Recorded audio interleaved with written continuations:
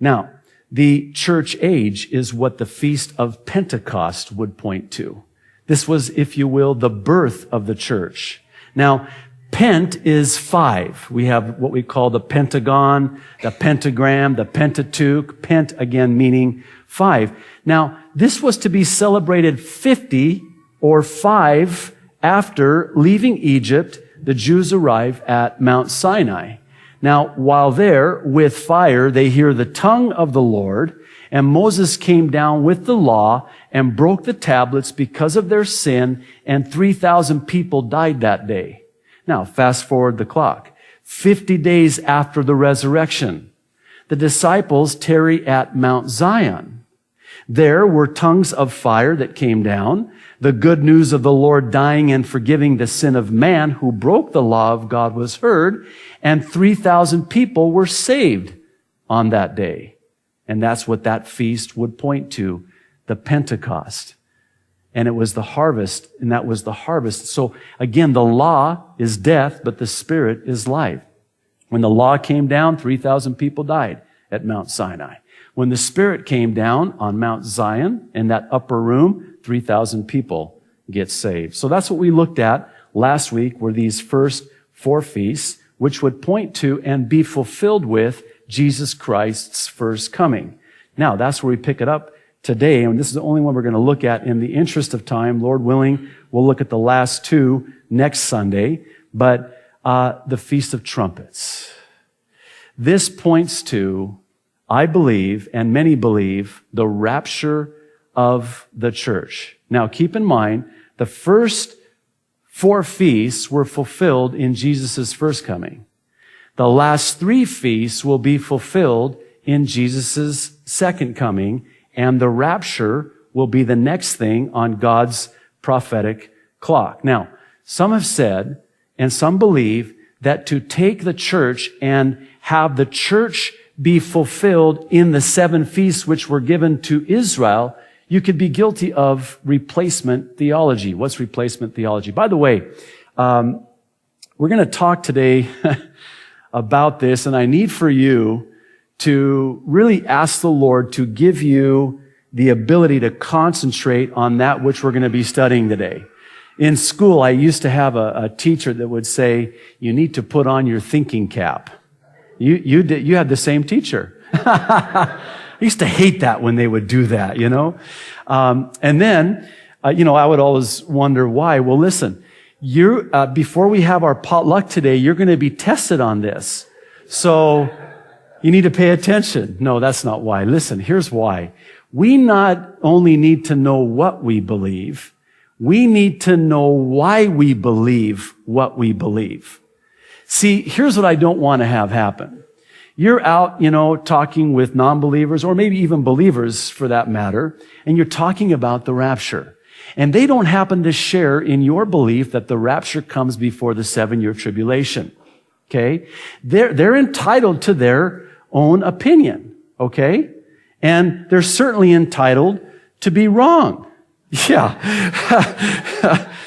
That wasn't very loving, was it? But they'll find out when we're caught up. We can say, I told you so, if we have time. But anyway, here's what I don't want to have happen. I don't want for you to say, no, the rapture of the church happens before the 7-year tribulation. And when they ask you why, you say, because that's what our pastor said. No, you need to know why you believe what you believe, so that you can give to every man an answer of that hope that lies within you. What's the hope? In the imminent return of Jesus Christ for His church. Now, I've been walking with the Lord since 1982, some 26 years. And early in my Christian walk, I was just a babe in the Lord and, was just learning about all these things, rapture and all this stuff. And I used to be not pre-trib, and not mid-trib, and really not even post-trib for that matter, but I used to be pan-trib. Have you heard of this theology? Yeah. Pan-trib is, it'll all pan out. Yeah. Now, that was okay, but then I realized, you know what? Not only is that not biblical, but that's a little bit dangerous too. See, you sort of gut out the gospel and the urgency of the gospel when you say it doesn't matter. No, it does matter. Because see, the one who longs for his appearing, the one who is watching when the rapture does come as a thief in the night, since no man knows the day or the hour, they won't be caught off guard. We'll be waiting, we'll be watching. And in Matthew 24, we have a parable that Jesus gives, and there's two servants that are contrasted in that parable. The one servant, the wicked servant, says, no hurry, no worry. It'll all pan out. My master will come when he comes, and, there's no need, there's no urgency.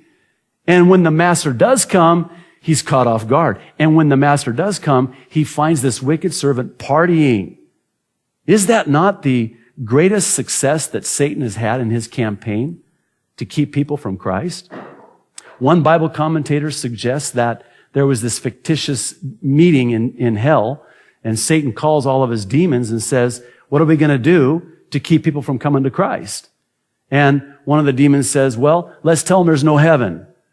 Well, Satan responds, that's not going to work because, the creation screams out, cries out, the rocks cry out that there's a God, that there's a creator, that there's a heaven, that there's a earth. Then one demon said, what about there's no hell? He said, well, no, there's something innate within man that, requires justice, requires judgment. So that won't work either. It might work for some, but not for all. Then Satan said, I know what we do. We don't say no heaven. We don't say no hell. We say no hurry. No hurry. See, if I don't believe that the rapture can happen at any time, there's no hurry. See, if I believe the rapture can come at the middle of the 7-year tribulation, then I'll be able to gauge it. I'll be able to know the day and know the hour because it'll be at 3.5 years into the 7-year tribulation. And that's not biblical because, see, no man knows the day or the hour. No man knows the day or the hour. So no one can predict when the rapture is going to be. That's by God's design. Well, some say, well, everybody thought the Lord was coming back in their lifetime. Man, my great-grandfather and his great-great-great-grandfather and his great-great-great-grandfather's dog thought it would. I'm not picking on dogs. I love your dogs. But everybody thought it was in their generation by God's design. The Apostle Paul thought it was going to be in his lifetime. How about when he writes to the Thessalonian church where we're studying right now in Acts and says, we who are alive and remain? We is he. He's in the we. He thought it would be we, that he would be alive. We who are alive and remain will be caught up to meet the Lord in the air. The dead in Christ will rise first. And we who are alive and remain will meet them in the air. So he thought the rapture was going to be in his lifetime. The disciples thought that the Lord would return in their lifetime. That's why they asked him, what would be the signs of the end of the age and your return in Matthew 24 and Luke 21, the parallel passage. So what's the point? The point is we need to know the doctrine of imminency. What's imminency? It's a big word, isn't it? Imminency is simply in a minute. Yeah, that's the way I remember it anyway, my simple, uneducated, brain-damaged mind. Jesus could come at any minute. It's imminent. No, we're told in the scriptures he could come at an hour that you and I don't expect him to come. Yeah. I'm thinking today would be great. How about this afternoon between the hour of 2 and 3? Who's expecting Jesus to rapture his church at the hour between 2 and 3 o'clock p.m. Hawaii Standard Time? Anybody? Well, he could come at that time then because that's what he said. I will come at an hour that you don't expect it. Again, by God's design. But we not only need to know why the rapture has to take place before the 7-year tribulation, we need to know that it takes place before the 7-year tribulation, and we need to be able to give an answer as to why we believe that. You can't just say, because that's what I've always been taught. That's what my pastor said to say. Don't do that. If I find out you did that, I don't know what we'll do. We'll figure out something, but don't do that. Okay, so you have this fifth feast, the Feast of Trumpets. Now, the trumpets they had are not like the trumpets we have today.